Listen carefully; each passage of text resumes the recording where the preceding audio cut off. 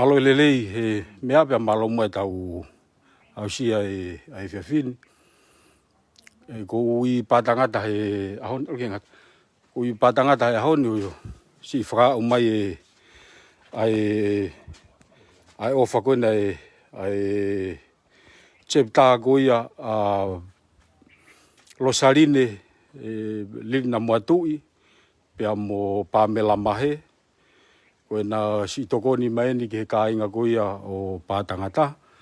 ona mo patangata pe mo sia na si o mai ai ngai talamu koe o me mai pe ko talamu taha ko talamu pensini pa ko talamu taha ko talamu tisol pa ko i heni ai pe mo sauliseri kama fangpo ofisa kolo pe ki hono hoa pe fo ki ngata pa mo me mai pe kainga ko fa fonga te ai fakamalo ko si kainga peni na u heni tokoni lahi au pito ai ofa ko ni ku fai he chepta ko ia Losaline Namoa tui kauma Pamela mahe ko na chepta ko Losariva patoa chepta ako chepta ia Losaline Namoa tui pe mo Pamela mahe famalo lahi atu rine Losaline kauma Pamela ai pe mo chepta Losariva chepta ai tokoni ko ni mo fai mai ko ni ka ko ne osi peni ko tu ko fai ngamari ki Tongatapu ki na whakahoko at pe ki na utolu ka ma na fai pe haki ire ape o whakahonga si ofa ko ni ku fai Losaline ka ma Pamela pa mo kainga pa menu sila ai ofa ko ni pa mo taumu a ko ni pa te na whakahoko at pe ai me ai aonga ki ai talamu pensini ko ni ka mai talam ti solo ko ni te na whakahoko atu ai me ai si aonga ki ai pa ko me whakawhiawhia i he whiawhine mau i heni i pātangata ka ma sia ka mo mea mai pe tukanga ai whainga maari e ko ni ki na whakahoko atu na huingoa ka ma na whakaiki iyo malo iyo malo au vito Losaline mo Pamela ofa mo fai mai kainga o sia malo o talamu au ngala au vito oni o talamu ni ke ngau paka onua bo sia kono kanu malo pa mau ya hare ya ringo ke pa honga ya como ofa oni malo pa ku kawia he on la he ke pa kinoko oni ki moto vai ofa la ya to pa ki moto malo apito ofa mo tokoni malo Falealea. Malo apito mo fili ai tokon lahi ko ni ke fa ka pe ai me te mau fakaanga i ai homo tokoni ko pensini te mau faaanga ke fakamama ke mau fale lotu ka fo ke ha uhila sia ko generator pe ka ama te fu generator ko lahi ni ki me si pe ko ia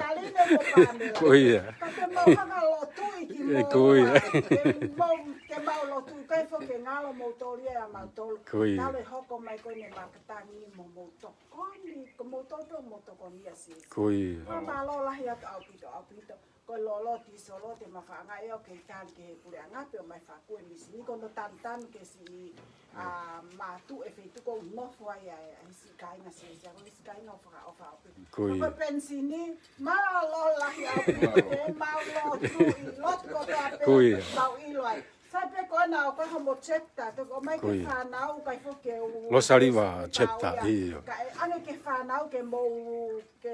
mo fe tu taki pe me akotoa kai ofa la ka mo ofa ta pe kina mo ai ki ofa ya ko hua iyo hua la tu pa ko fangpo fangpo iyo tokoni ofisa koro pe iyo fai hole mau ngahi me akotoa iyo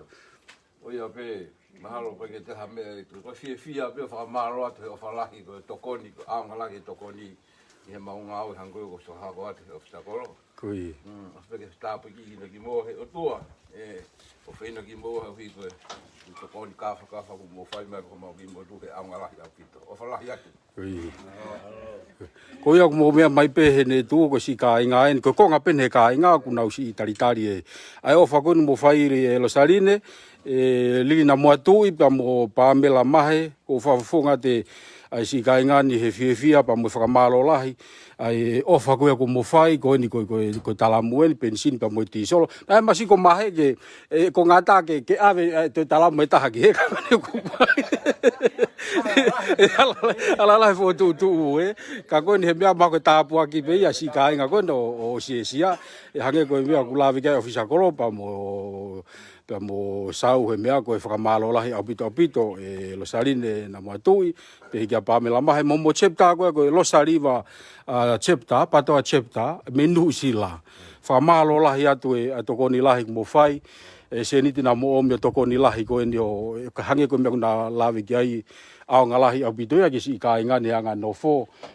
mau sio pe ki tahi ki he anga ai tuupu mo anga no fa ka inga ka ko tu e au ngalahi au pito ai ofa ko mo fai ke nau ngau e ku fai he nau koloni ko fa fonga te whakamalo lahi ne tu he kai ko ngā tai he anga tau whetokoni aki o wai mo ngahi tokoni ke o ku ilo pe foki e whangpo ka mai ai hoa pe mo sau ai ofa ko pe mo tokoni te uomi ko he kainga he chepta ko ni a wai kato ai klopolo a wai kato o nau te uomi foki tau waka mo me pe e tokoni pe mo ia ki he anga ko ni tau whetu utaki anga tau nofo pe mo tau kainga pa ko tu e anga lahi au pito mau ia foi talam ti solo ta e te finga i mai pe ko inga ko ne ke fu fakatafe ko ni ko ta no aki ai kai tu ko foi ua ko hi si tokoni atu ia ke si ka inga ne tu ko fa fonga te ai whakamalo lahi i he ahoni ko au Lelei Ufi pe ko i patangatani ko ka kolo ke henu whakawhiwhia au pito ko ka pene vahenga Tongatapu fa pa whakawhiwhia au pito ko whelonga pa misi ka ingani ko me alele e fetokoni aki pa mo fe ofa aki anga no fo pa ko lau yo ke tapu aki pa ko fa malo lahi atu Losaline pe kia Pamela mo mo tol ko toa malo lahi tokoni pa mo popo ke tau ngau kai foki ke fo e tokoni ke fai Losaline pe ki mo chepta he ne tu talpe tau fe ngau aki no sila he ngau tau ngau ai ki tau fito ki he langa pa pe ki ngai tokoni ko tau pe mo fai ka ko e konga ni ho mo tokoni o fa mai ko ni au ngalahi au pito nei pe mo talamu pensine tahana mai he wi ko si dai wi ko si au nga pito e ke kainga utu aki nau wakatou tai pa mo ngai umia pe anga no fo ka ko fa fonga te whakamalo ko tama ko kula ko ni fai holo whakatau kei holo ko tama ko ngata whakalahi o fa fonga te ia me te whela me kai ngata iyo ko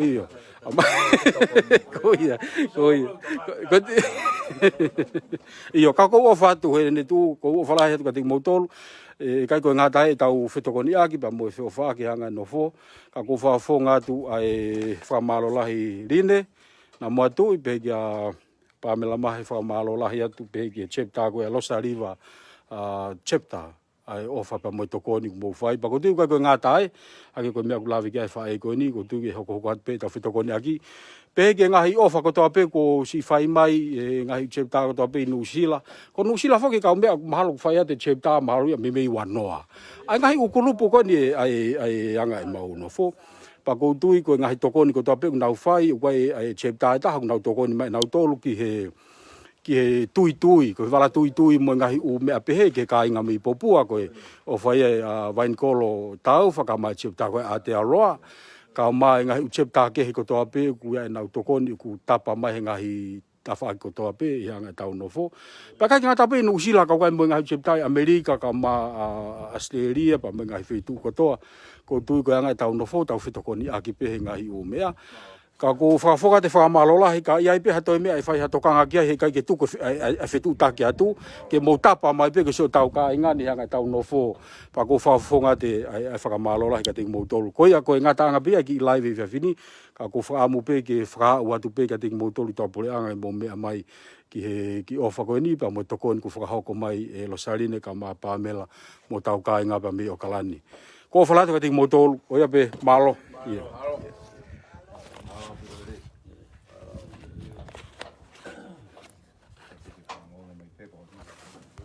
Io, te mau pena pe ha mea ke uti ke tai pau.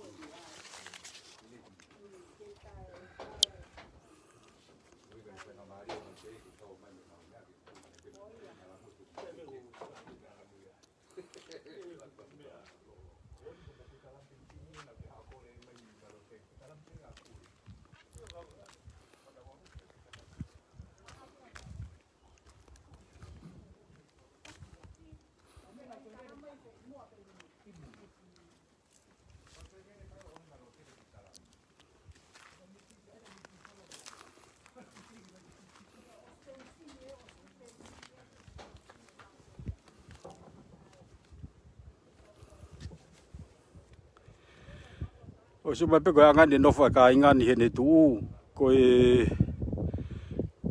sia e. O se mai pe koe ne mamaha koe ai tahi. Koe ne mamaha koe ai tahi pa kulawa pe whai ngofua e. Ai kolosi holo koe ni anga e. Ai tuu. Ai si ka ingani he anga no fo ko tuliki ni koe ni o patangata koe ni tawhaki koe ni ki mui. Pa koe te whialu ki sia o ku te kolosi. O te kolosi pe me tuliki koe ni kosi e sia e. Si anga nofo e ka ingani ne tu sai apito taimi ko mamahai pe mo me alo mari anga nofo. Ai taimi ko ku hu ai tahi pe mo se ke ki fefine ko ku kolosi ati pe me he ko si alge ka inga ki pa ki se sia. Ka ko tui hange koe tokoni pe mo ofa ku si fai mai he ka inga pe me wai kato ka masi to ngai family ki ngai koloni. Ko tui ho ko ia koe tāpua ki si ka ingani hanga nau no fo. Ko whafonga te whakamalola ka te ki mou tolu. Ko whatu, mono wha.